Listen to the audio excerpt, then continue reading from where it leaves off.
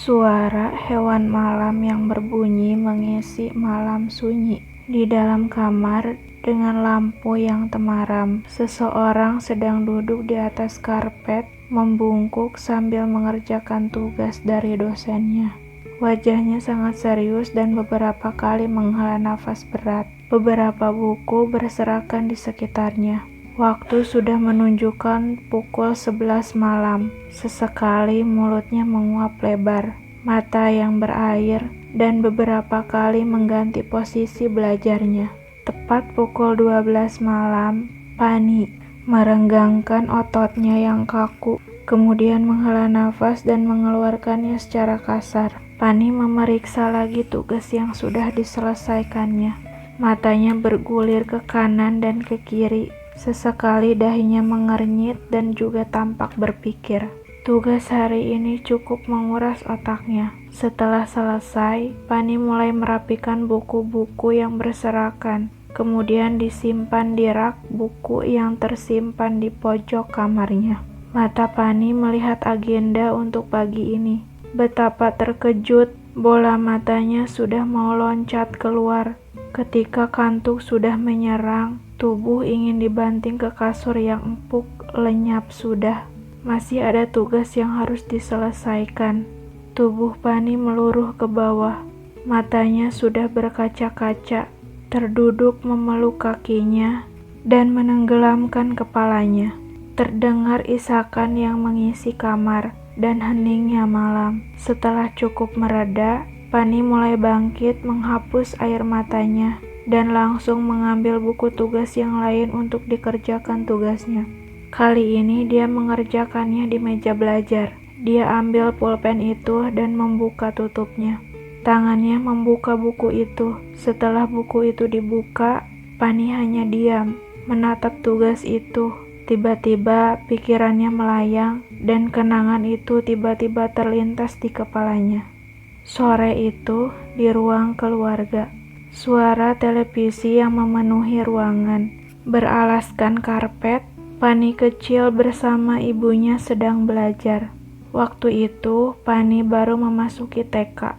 Pensil di tangan kanannya yang kecil digenggam oleh sang ibu, yang sedang mengajarinya membuat sebuah huruf. Beberapa menit sekali, mata Pani tertuju pada televisi yang sedang menayangkan film kartun kesukaannya. "Hayu atuh Neng, ini selesaikan dulu PR-nya," tegur ibu menatap Pani. Pani yang masih asik menonton televisi mengabaikan ucapan ibunya. Sesekali bibirnya tertawa melihat adegan lucu yang diperankan tikus dan kucing. Ibu hanya menghela nafas lagi. "Hayu Neng, nanti dulu nontonnya, kerjakan dulu PR-nya." Ibu mengambil pensil yang dipegang oleh Pani, membuat Pani menoleh ke ibunya.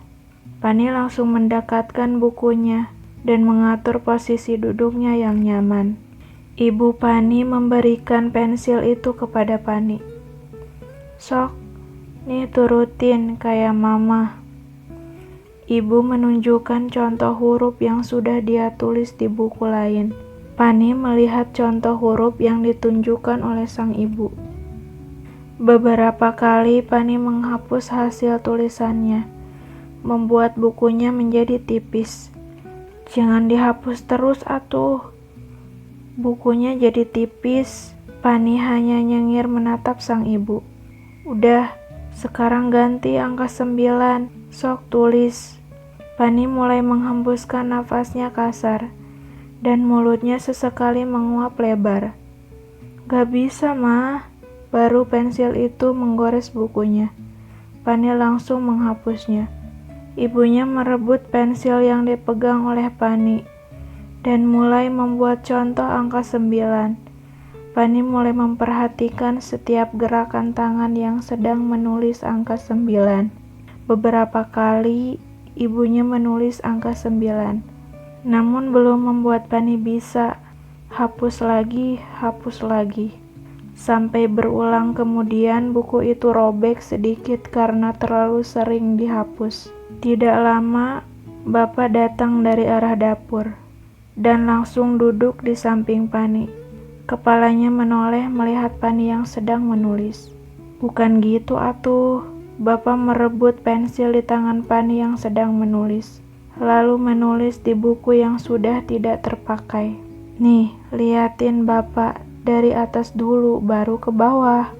Pani memperhatikan Bapak yang sedang menulis angka 9. Coba, Bapak memberikan pensil kepada Pani dan mulai memperhatikan Pani yang sedang menulis angka 9 sesuai dengan ajarannya.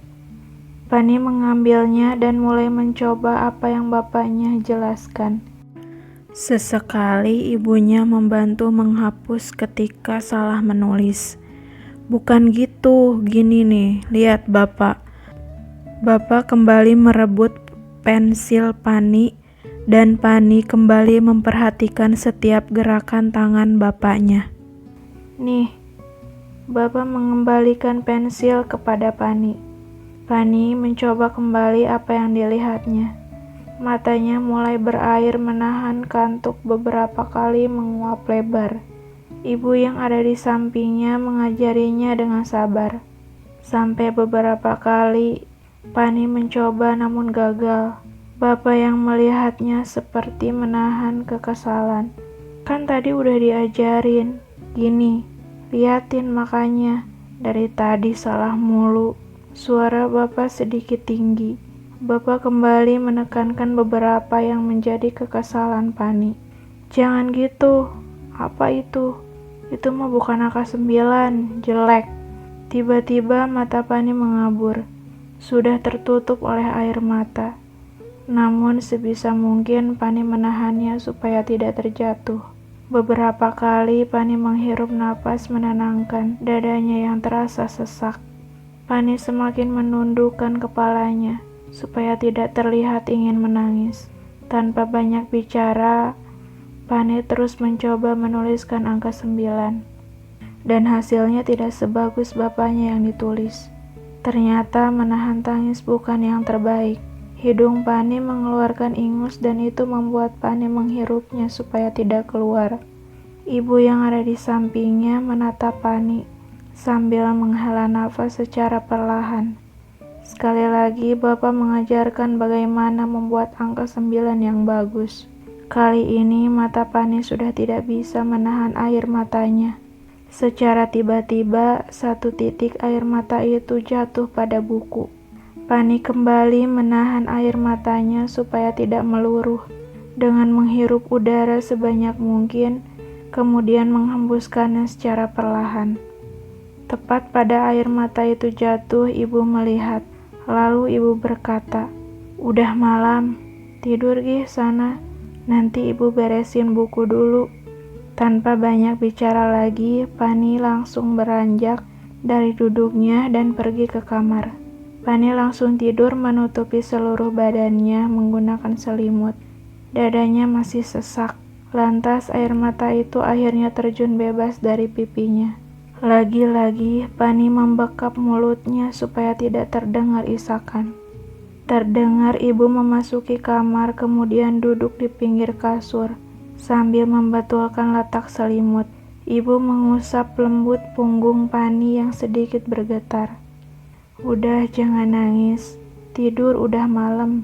Ibu meninggalkan kamar dan menutup pintu kamar. Pani menoleh melihat ibunya yang sudah pergi. Pani merubah posisinya menjadi terlentang.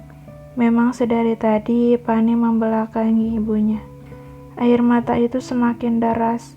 Perkataan bapaknya yang terus terngiang membuat dadanya semakin sakit. Pani tersadar dari lamunannya.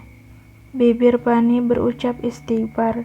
Lalu matanya melihat jam yang ada di dinding kamarnya yang menunjukkan pukul 12.30. Lantas langsung mengerjakan tugas yang sempat tertunda. Pagi harinya, Pani bangun jam 8 karena sinar matahari menyelinap masuk lewat sela-sela jendelanya. Dengan langkah gontai, Pani keluar kamar untuk pergi ke kamar mandi. Setelah dari kamar mandi, Pani duduk sebentar di pinggiran kasur dan mengambil ponselnya. Ketika menyalakan data, banyak notifikasi yang masuk. termasuk dari grup teman-teman kampusnya. Dan ketika membuka grup WhatsApp-nya, terkejut dan sekaligus kesal tetapi bersyukur. Terdapat screenshot yang dikirimkan di grup percakapan dosennya dengan ketua kelas bahwa tugas yang seharusnya dikumpulkan hari ini diundur menjadi minggu depan.